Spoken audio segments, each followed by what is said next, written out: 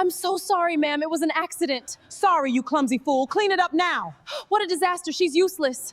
Hey, leave her alone. It was a mistake. Please, I didn't mean to. We don't need your kind here. My kind? I'm the heiress. I'm testing you. Heiress preposterous. The billionaire heiress was on her knees, scrubbing spilled sauce from the marble floor, when her fiancé's mother looked down at her and said, "Women like you should be grateful we even let you enter through the back door." The dining room went quiet, not because anyone was shocked, because everyone wanted to see if the maid would cry. The maid's name tag said Lena. Her hair was tucked under a plain black scarf. She wore a gray uniform, flat shoes, no jewelry except a tiny gold bracelet hidden under her sleeve, and carried a tray like she had been doing it for years. But her real name was Elena Whitmore. She was the only daughter of billionaire shipping and hotel magnate Samuel Whitmore. She owned private islands, hotel towers, shipping terminals, apartment blocks, and investment companies across 3 continents. And she had come into that mansion dressed as a maid for one simple reason. She wanted to know whether her fiancé's family loved her or only loved what they thought she had. Her fiancé, Adrian Langley, did not know she was there. At least, he was not supposed to know. This dinner was supposed to be a test. A quiet test. A painful test, maybe, but necessary. Adrian had told her for months that his family was humble, kind, warm, and different from the rich people she had grown up around. "My mother respects everyone," he had said. "My sister is dramatic, but her heart is good. My father is strict, but fair. They don't care about your money, Elena. They just want to know you are a good woman." So Elena decided to find out. Not as Elena Whitmore, the billionaire heiress who walked into rooms with lawyers, drivers, and security. Not as the woman whose last name could change a company's future. Not as the fiancé everyone smiled at because they expected wedding access, trust funds, contracts, and a bigger place in society. She wanted to enter as someone they believed had no power. Someone they believed could do nothing for them. Someone they could mistreat without consequence. So with help from the mansion's real house manager, Mrs. Alvarez, Elena came as a temporary maid for the Langley family's private engagement dinner. The plan was simple. Serve dinner. Observe. Leave. Decide whether the family she was about to marry into was safe. But nothing about that night stayed simple. Because when Elena accidentally dropped a silver spoon near the table, Adrian's younger sister, Cassandra, snapped her fingers and said, "Pick it up properly. Don't bend like you're doing us a favor." When Elena poured water, Adrian's father, Richard, waved her away without looking at her face. When she set down bread, a cousin whispered, "The help looks cleaner than usual tonight." People laughed. Elena felt each insult land, but she kept her face calm. Her grandmother had taught her that a room will always reveal itself if you stay quiet long enough. Then came the spilled sauce. It was not even Elena's fault. Cassandra reached for her wineglass, knocked the gravy boat with her elbow, and thick brown sauce spilled over the edge of the table onto the marble floor. Everyone turned to Elena. Cassandra gasped like a princess injured by weather. "Look what you made me do!" Elena froze. Adrian's mother, Victoria Langley, sighed dramatically. "This is why I hate temporary staff." Elena knelt with a towel. She could feel the eyes on her back. She could feel the heat rising in her throat. She could feel her own pride begging her to stand up, remove the scarf, and end the performance right there. But she did not. Not yet. Victoria leaned closer and said the words slowly, like she wanted them carved into Elena's skin. "Women like you should be grateful we even let you enter through the back door." Elena's hand stopped moving. "Women like you." The words were old. Older than the mansion. Older than money. Older than every chandelier in that room. Elena looked up. Victoria stared down at her with cold satisfaction. Cassandra smirked. Richard kept cutting his steak. Several relatives looked away. No one defended the maid. No one said, "That is cruel." No one said, "She is a person." No one said anything. Then the dining room doors opened. Adrian walked in. Elena's heart stopped. He was not supposed to be home yet. He wore a navy suit, his tie loosened, his phone in one hand. He stopped at the entrance and looked around the room, at his mother standing over a kneeling maid, at Cassandra smiling, at the sauce on the floor, at Elena. For 1 second, their eyes met. Elena saw recognition flash across his face. Quick, sharp, terrified. He knew it was her. But instead of helping her up, instead of saying her name, instead of stopping the cruelty, Adrian's eyes moved to his mother, then to the relatives, then back to Elena. And he did the one thing that broke her heart more than every insult before it. He looked away. Victoria turned to him. "Adrian, darling, you're early. This new girl is making a mess." Elena waited. Her knees hurt against the marble. Her hands still held the stained towel. Adrian swallowed, then said quietly, "Then she should clean it up." The room continued as if nothing important had happened. But inside Elena, the engagement had already started dying. "Before I continue, tell me where you are watching from tonight, and if you have ever been treated badly by people who did not know your real worth, stay with this story, because sometimes the quiet person scrubbing the floor is not powerless. Sometimes she is the one deciding whether the whole family will ever touch her fortune." Elena Whitmore was born inside a world that looked perfect from far away and lonely from up close. Her father, Samuel Whitmore, was one of the richest men in America. People called him a shipping king, a hotel giant, a genius investor, and sometimes, when they wanted his money, a visionary. He owned ships that crossed oceans, hotels with lobbies bigger than churches, warehouses near ports, luxury resorts on islands, and private holdings that rarely appeared in newspapers. But to Elena, he was the man who taught her how to tie her shoes, read contracts, and never trust a smile that arrived before a question. Her mother died when Elena was 7. After that, the Whitmore mansion became large in the saddest way. Too many rooms. Too much echo, too many staff moving softly so the little girl would not hear how empty everything had become. Samuel loved his daughter deeply, but he was not a soft man by nature. He had built his empire from almost nothing, and he believed the world tested people before it blessed them. When Elena was 12, she asked why he made her wash dishes after dinner, when there were staff members whose job was cleaning. He said, "Because one day, people will serve you. You must never forget how it feels to serve." At 15, he sent her to work in one of his hotels during summer break. Not in management. Laundry. For 2 months, Elena folded towels, pushed carts, changed sheets, and listened to guests speak rudely to workers they never looked at twice. No one knew who she was except the general manager. At 16, she worked in a kitchen. At 17, front desk. At 18, housekeeping supervisor assistant. She hated some of it. Then she understood. Her father was not trying to punish her. He was building her eyes. "Power without eyes becomes cruelty," Samuel told her, "and cruelty destroys families faster than poverty." Those words stayed with her. By the time Elena finished college, she had degrees in business and hospitality management. But more than that, she had a memory full of people whose names wealthy guests never learned. Maria, who cleaned rooms while studying nursing at night. Devon, who carried luggage with a bad knee because his son needed school fees. Mrs. Alvarez, who managed staff with the gentle authority of a woman who had seen everything and survived most of it. Elena learned the empire from the bottom up. That made some executives uncomfortable. They preferred heiresses who posed for photos and let men in suits run things. Elena listened quietly in boardrooms, asked short questions, and waited for arrogance to expose weakness. By 31, she became chair of Whitmore Hospitality Group. By 34, she controlled much of her father's private trust. By 36, after Samuel stepped back from daily operations, Elena was one of the most powerful private businesswomen in the country. But she remained private. She did not post her life. She did not attend many society events. She did not wear wealth loudly. She had watched too many people become greedy around her last name. Then she met Adrian Langley. It happened at a charity auction for children's hospitals in Charleston.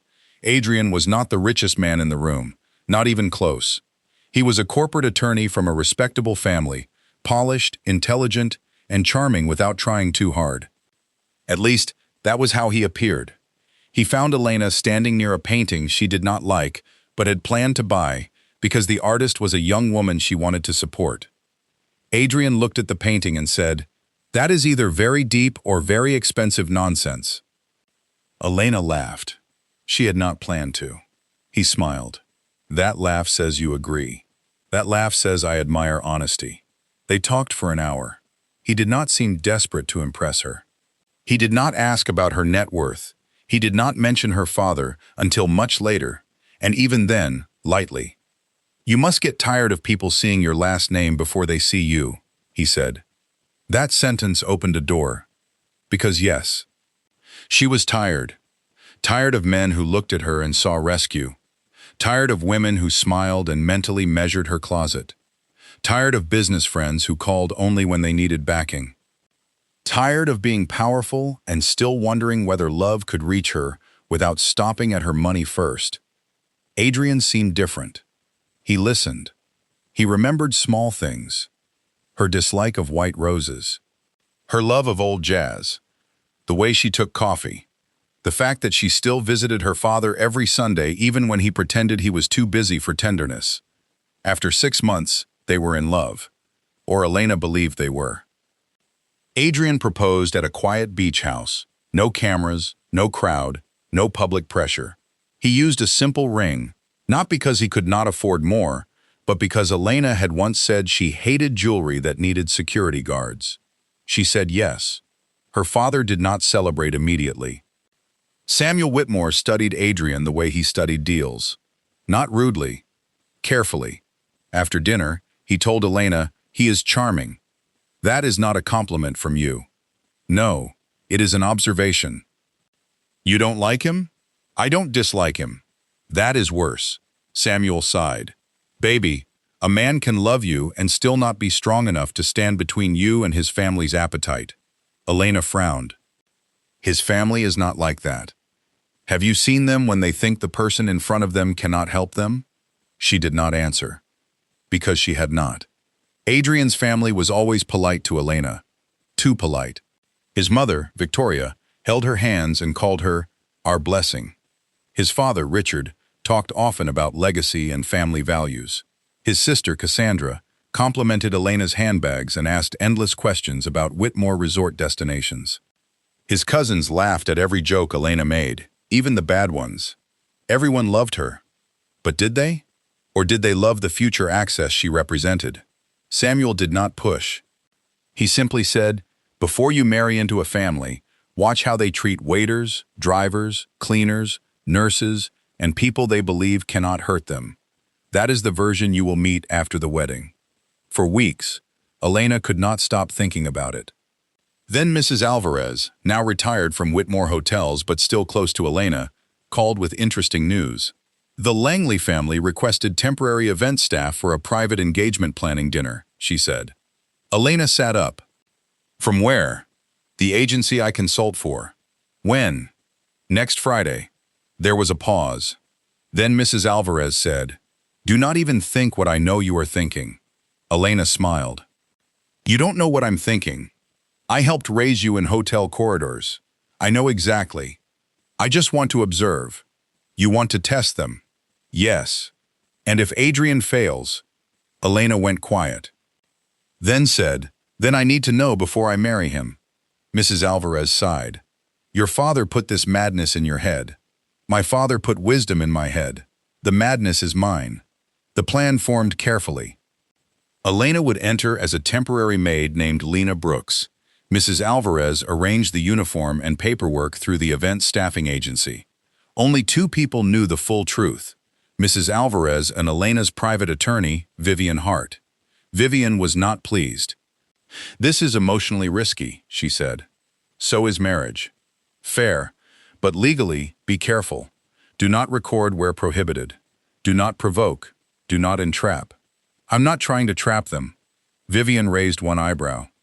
"Elena, I'm trying to see them." That is a prettier sentence for trap-adjacent behavior.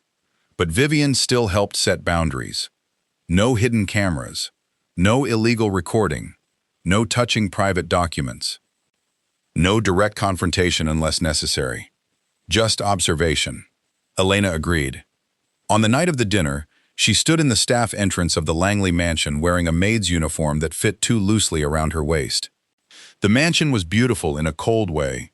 Marble floors, tall columns, gold mirrors, a staircase that curved like it wanted applause, fresh flowers everywhere, too many white roses. Elena almost smiled. Adrian knew she hated white roses. His mother clearly did not. The real staff moved quickly through the kitchen. Some were permanent employees, some were temporary. Nobody paid much attention to Elena once Mrs. Alvarez gave instructions. That was the first strange feeling.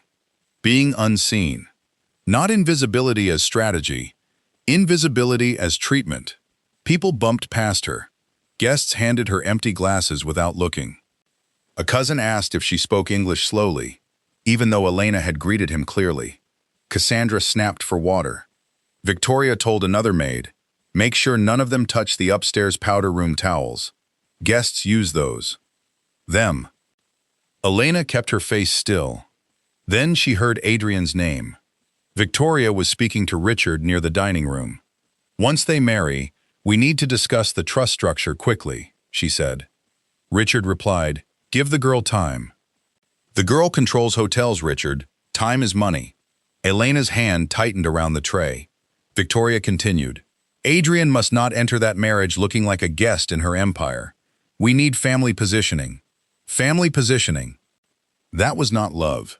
That was strategy. Richard muttered, "Samuel Whitmore will not be easy." Victoria laughed softly. Old men soften when grandchildren enter the picture. Elena moved away before anger changed her face. At dinner, things became worse. She served soup first. Cassandra complained it was lukewarm, though steam rose from the bowl. A cousin asked Elena if the agency hired pretty maids on purpose. Victoria ignored that completely. Richard asked for more wine without saying please. Then guests began discussing Elena Whitmore as if she were not in the room. "She is quieter than I expected," one aunt said. "That is good," Victoria replied. "Quiet women are easier to guide after marriage." Laughter. Cassandra added, "I just hope she doesn't think she's too grand to blend into this family." Another cousin said, "With her money, she can blend however we tell her." More laughter. Elena's stomach twisted. She thought of Adrian's face, his gentle voice, his promises. "My family is kind. They don't care about your money. They just want to know you are a good woman." But all around her, his family was carving her future into pieces while eating dinner. Then came the sauce spill. Cassandra knocked it over and blamed Elena. Victoria insulted her, and Adrian walked in. That was the moment the test stopped being about his family and became about him. He recognized her. She knew he did. It flashed in his eyes like lightning. Shock, fear, panic, then calculation. He looked at his mother, at the relatives, at Elena on the floor, and chose reputation. Then she should clean it up, he said. The words were not loud. They did not need to be. They landed like a door closing. Elena finished wiping the floor. Her hands shook, but only slightly. Victoria smiled, satisfied. Adrian stayed near the doorway, frozen inside his own cowardice. Cassandra said, "Honestly, help these days is so sensitive." Elena stood slowly. The towel in her hand was stained. Her knees hurt. Her heart hurt worse. She looked at Adrian. He looked back. No one else noticed the storm between them. His lips parted. Maybe to explain, maybe to beg silently, maybe to say her name. But before he could speak, Victoria snapped, "Girl, take that towel out and bring fresh plates." Girl. Elena turned to her. "My name is Lena." Victoria waved a hand. "Whatever it is." Elena smiled. Not warmly. Names matter. Victoria blinked. Cassandra laughed. "Did the maid just correct mother?" Adrian whispered, "Lena just—" He stopped. Too late. Everyone turned to him. Victoria frowned. "You know her?" Adrian's face went pale. Elena watched him. This was his second chance. A small one. A hard one. But a chance. He could say yes. He could say, "That is my fiancé."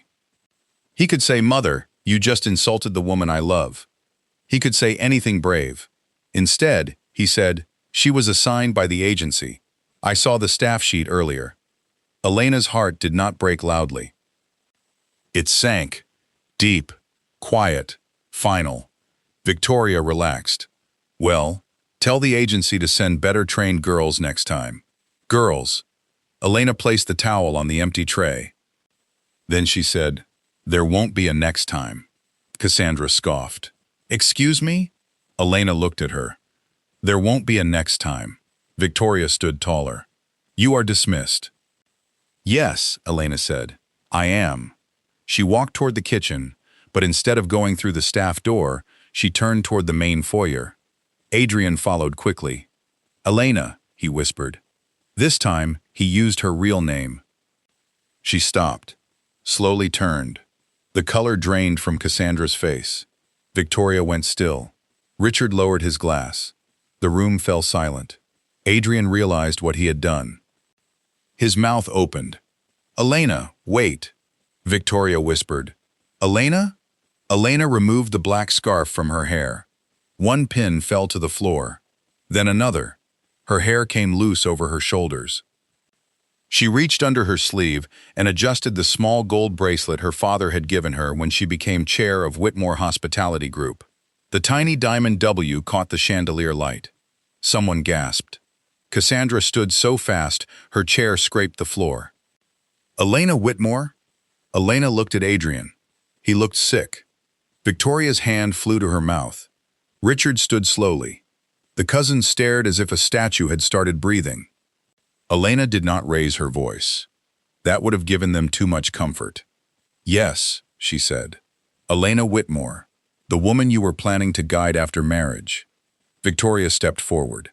"Dear, this is not what it looks like." Elena almost laughed. "It rarely is, according to people caught clearly." Richard cleared his throat. "Miss Whitmore, there has been a misunderstanding." "No," Elena said. "There has been an understanding. Finally." Adrian reached for her hand. She stepped back. His face cracked. "Elena, please, let me explain." She looked at him with a sadness so sharp it felt almost calm. "You saw me on the floor. I panicked. You heard your mother insult me. I know. You recognized me." His eyes filled. "Yes. And you told me to clean it up." The room went silent. Adrian closed his eyes. Victoria began crying. Fake at first, then perhaps real when she understood the cost. "Elena, we would never have spoken that way if we had known." Elena turned to her. "That is exactly the problem." Victoria froze. Elena continued. "Kindness that depends on knowing my last name is not kindness. It is calculation." Cassandra whispered. "We were joking." Elena looked at her. "With staff?" Cassandra had no answer. Elena turned back to Adrian. "The engagement is over." He staggered slightly. "No. Yes. You can't decide that like this." "I just did. Elena, please. I love you." She looked around the dining room, at his family, at the sauce stain, at the towel, at the white roses. Then at him. "You loved the version of me you could benefit from, but when you thought defending me would cost you embarrassment, you left me on the floor." He cried then. Not beautifully, not nobly. Just like a man who had watched a fortune and a future leave his hands because he was not brave for 30 seconds. Elena walked to the front door. Mrs. Alvarez stood there waiting, tears in her eyes. She must have heard enough. The old house manager placed a coat around Elena's shoulders, not like staff covering a guest, but like family covering a daughter. Outside, the night air was cold. Elena stepped onto the front drive, where her security car waited beyond the gate. Behind her, voices erupted. Victoria crying, Cassandra whispering, Richard demanding Adrian fix it, Adrian calling her name. But Elena did not turn back. Some doors closed loudly. Others close with one woman walking away quietly while an entire family finally understands what they lost. Before I continue, tell me where you are watching from tonight. And if you have ever tested someone's heart and discovered the truth hurt more than the lie, stay with this story. Because sometimes the shocking thing is not that people mistreat the maid, it is how fast they beg when they realize the maid owns the mansion they wanted to enter. Elena did not go home to her penthouse that night. She went to her father's house.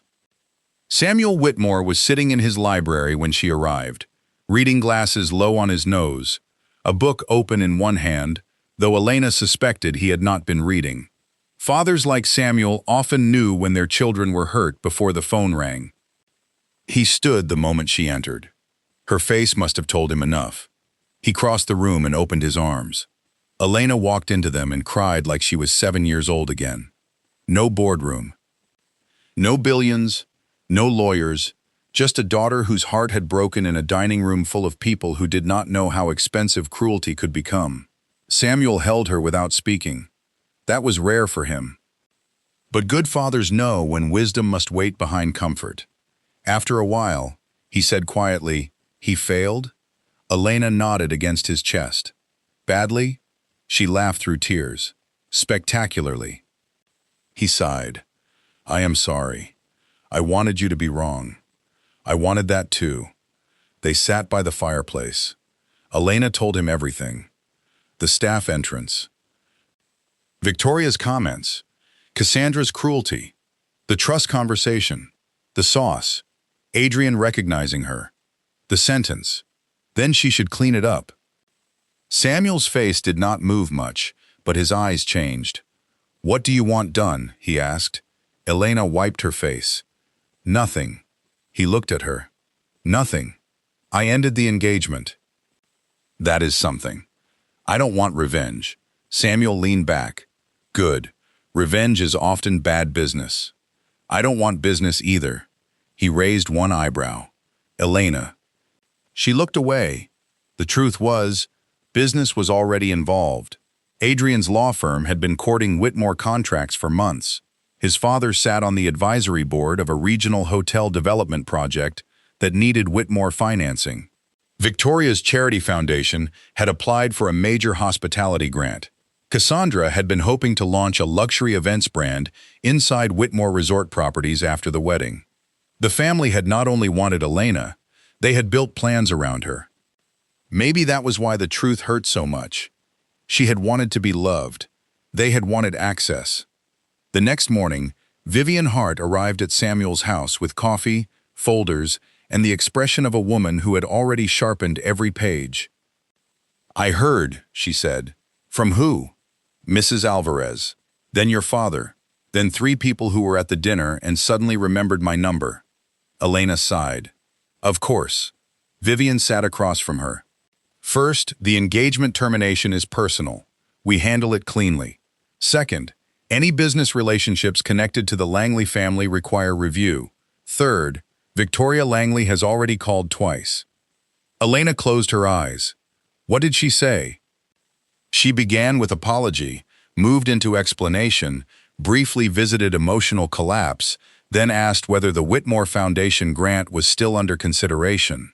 Samuel's jaw tightened. Elena laughed bitterly. "She stayed on brand." Vivian continued. "Adrian has called 13 times. He is outside the front gate." Elena looked toward the window. Her heart moved before her mind stopped it. That annoyed her. Love does not die just because wisdom arrives. Sometimes love sits outside the gate crying, and you still remember its birthday. Samuel watched her carefully. "You do not have to see him." "I know." "You also do not have to avoid him because I dislike him." "I know." "Then choose based on the woman you want to become after this." That was good advice. Painful, but good. Elena agreed to see Adrian in the garden. Not inside the house. Not in the library. Not near anything sacred. Outside, where leaving would be easy. Adrian looked like he had not slept. His suit was wrinkled, his eyes red, his hair messy. He stopped several feet away, as if approaching her required permission now. "Good.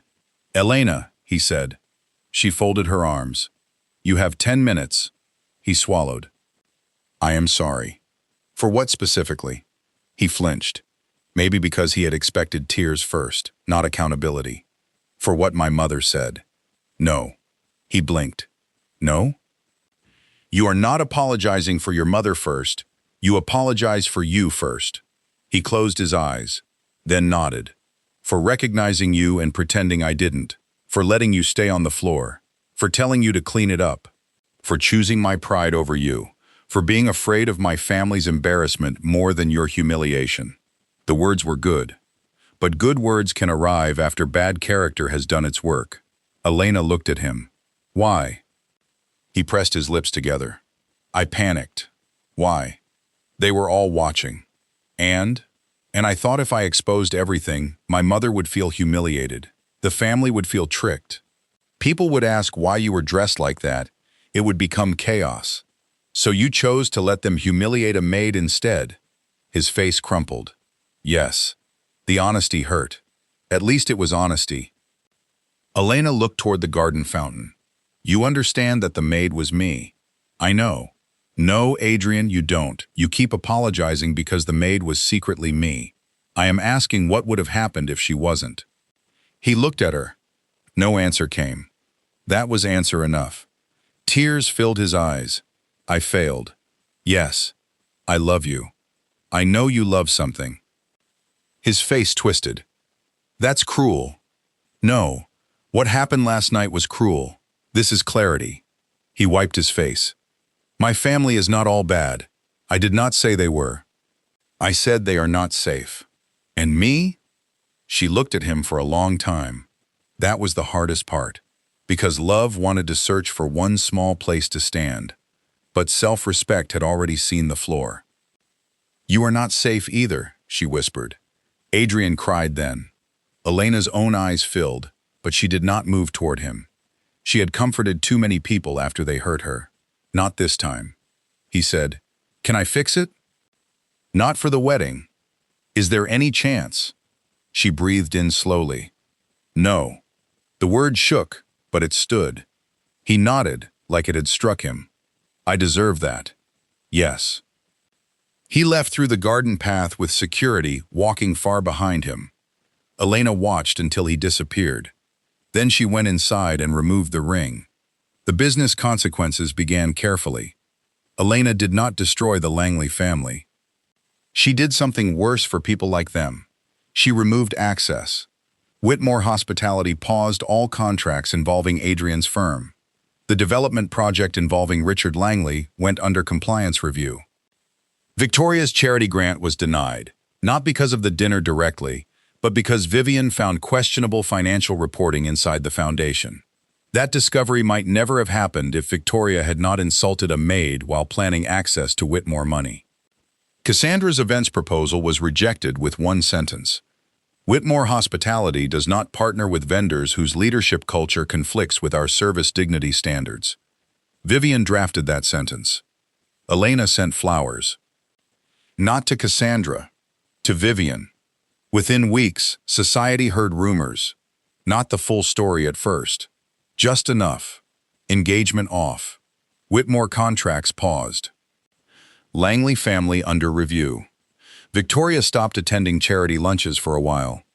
Cassandra posted inspirational quotes about betrayal and jealousy, which was bold for someone who had mocked a maid over spilled sauce.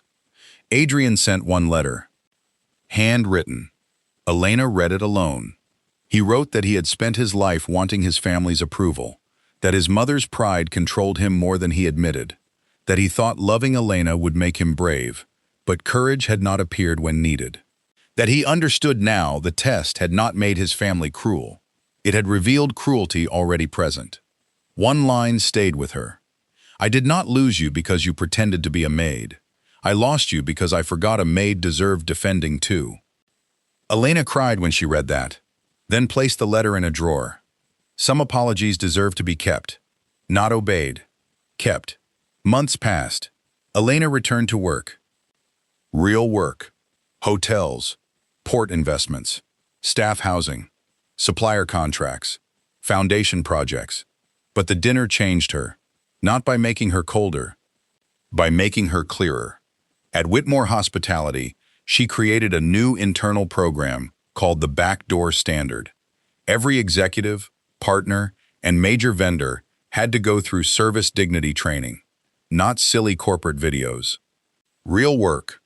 1 day in laundry, 1 day in housekeeping, 1 day in kitchen support, 1 day in late shadowing, front desk during late check-in, 1 day listening to staff complaints without interrupting. Some executives hated it. Good. Elena attended the first round herself, not as publicity, as practice. A young manager asked, "Ms. Whitmore, do you really think 1 day folding towels changes leadership?" Elena said, "No, but it reveals who believes folding towels is beneath them." The program became famous quietly. Staff turnover dropped. Guest service improved. Internal complaints surfaced earlier. Several arrogant executives resigned. Vivian called that self-cleaning. Samuel laughed harder than expected. Mrs. Alvarez became director of service culture and walked through Whitmore hotels like a queen in sensible shoes. 1 year after the broken engagement, Elena hosted a private dinner at one of her hotels. Not for investors, for staff. Housekeepers, cooks, drivers, receptionists, gardeners, laundry workers, maintenance teams, security staff, and their families. The ballroom was beautiful, but not cold. Warm lights, good food, music that made people smile instead of sit stiffly. Children ran around safely. Nobody was asked to enter through the back door. Elena stood on stage in a simple blue dress. No diamonds, no billionaire performance. She looked over the room and said, "No one who helps build a place should be treated like they do not belong inside it." People clapped. Mrs. Alvarez cried openly. Samuel pretended not to. At the end of the dinner, a young maid named Rosa approached Elena. "Ms. Whitmore," she said, nervous, "is it true you dressed like one of us once?" Elena smiled gently. "Yes." Why? To learn what some people forgot to hide. Rosa thought about that. Did it hurt? Elena nodded. Yes. Was it worth it? Elena looked around the room. At the workers eating at tables set with the same care guests received. At Mrs. Alvarez laughing. At her father smiling softly. At the staff children dancing near the stage. Yes, she said, but I wish it had not been necessary. 2 years later, Elena saw Adrian again. Not planned. A business ethics conference in New York. He was there as a speaker on corporate responsibility, which almost made her turn around. But then she heard his panel. He did not pretend. He spoke about failure. Not in vague motivational language. Specifically, he said he once lost his engagement because he failed to defend someone he thought had no power in that moment. He did not name Elena. He did not mention her money. He did not make himself the hero. He said, "The test of character is not how you treat the person you hope to marry. It is how you treat the person you think can do nothing for you." Elena stood near the back, listening. For the first time since that night, she felt something loosen. Not love returning, not trust, just peace. After the panel, Adrian saw her. He walked over slowly. "Elena." Adrian. He looked older, calmer, less polished in the desperate way. "I didn't know you were here." "I know." He nodded. "Thank you for not walking out." "I almost did. That would have been fair." They stood quietly. Then he said, "I'm still sorry. I know. I don't expect anything." "Good." He smiled sadly. "I deserved that." "Yes." She studied him. "You sounded honest up there." "I try to be now." "That's good." He looked at her with eyes that no longer asked to be rescued from consequences. "I hope you're well." "I am. I'm glad." And that was it. No dramatic reunion. No second proposal. No running back into arms because he learned a lesson. Some people are meant to become better after losing you. That does not mean they get you back. Elena walked away feeling lighter than she expected. The Langley family changed too, though not beautifully. Richard retired from most boards after the review exposed careless governance. Cassandra's luxury events brand struggled because too many doors closed quietly. She eventually started over smaller, working under someone who did not care about her last name. Victoria sent Elena a letter after almost 3 years.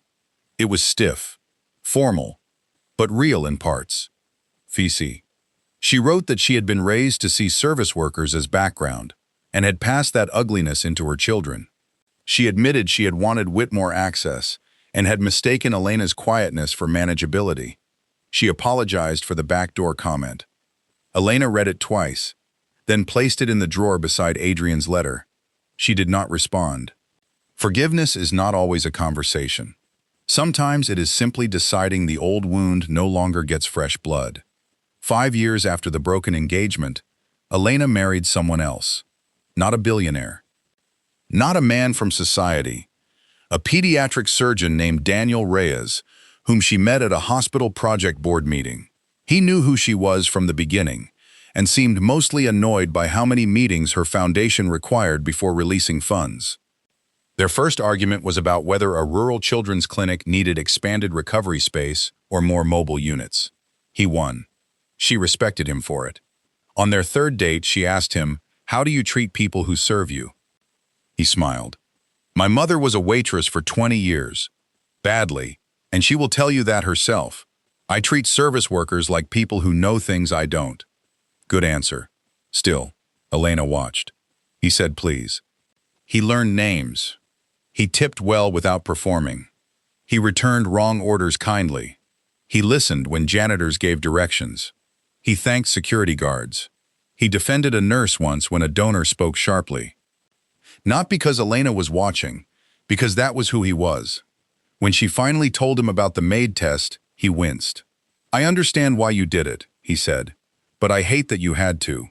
"So do I." He took her hand. "You will never need to pretend to be powerless for me to show you who I am."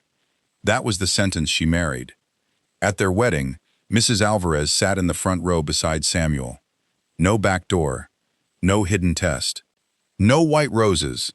At the reception, every member of hotel staff ate the same meal as the guests after service ended, by Elena's order. Daniel personally thanked the kitchen team. Samuel danced badly. Vivian gave a speech that was too sharp for a wedding and somehow perfect. Elena looked around the room and felt something she had once feared she would never feel. Safe. Not because nobody could hurt her, but because she no longer confused charm with character. The billionaire heiress pretended to be a maid to test her fiancé's family. Then something shocking happened. The shocking part was not that they were cruel. Many people are cruel when they think there is no consequence. The shocking part was that her fiancé saw her, knew her, and still chose silence. That was the real test. Not the mother, not the sister, not the father. Him. A family can be difficult. A parent can be proud. A sibling can be jealous. Relatives can be rude. But the person who claims to love you must have the courage to stand between you and harm, especially when nobody in the room knows your power. Adrian failed because he defended reputation before dignity. Victoria failed because she respected status, not humanity. Cassandra failed because she thought a uniform made someone smaller. Richard failed because silence felt easier than correction. But Elena did not fail. She hurt. She cried. She lost a man she loved. But she saw the truth before marriage turned warning into prison. If you are listening and you are about to join a family, watch carefully. Watch how they speak to waiters. Watch how they treat cleaners. Watch how they talk about people with less money. Watch whether your partner laughs along, looks away, or speaks up. Watch whether kindness appears only when wealth enters the room. Watch whether apologies come because harm happened or because consequences arrived. Do not marry potential character. Marry proven character. Do not ignore small cruelty because the wedding is already planned. Do not excuse public disrespect because love feels private. Do not believe someone is kind just because they are kind to you when you are powerful. The real heart is revealed when there is nothing to gain. Elena entered that mansion through the back door wearing a maid's uniform. She left through the front with no engagement ring, no apology accepted, and no doubt. The family lost access to the fortune they had already started planning around. Adrian lost the woman who would have loved him deeply if he had been brave enough to love her correctly, and Elena gained something more valuable than a wedding. She gained the truth before it cost her the rest of her life. Today, Whitmore Hotels still train executives from the laundry room up. Mrs. Alvarez still terrifies managers with kindness and a clipboard. Samuel still says he knew all along, because fathers enjoy rewriting concern into prophecy. Vivian still keeps a folder labeled Langley Disaster, because lawyers are not always emotionally healthy people. And Elena still keeps the gray maid uniform folded in a box, not because she wants to remember humiliation, because she wants to remember clarity. Sometimes truth wears silk. Sometimes truth wears a uniform. Sometimes truth is a sauce stain on marble and a man looking away. But once you see it, you cannot unsee it. And if you are wise, you do not marry into a house where your humanity depends on your last name. You walk out. You heal. You build better rooms. And this time, nobody enters through the back door.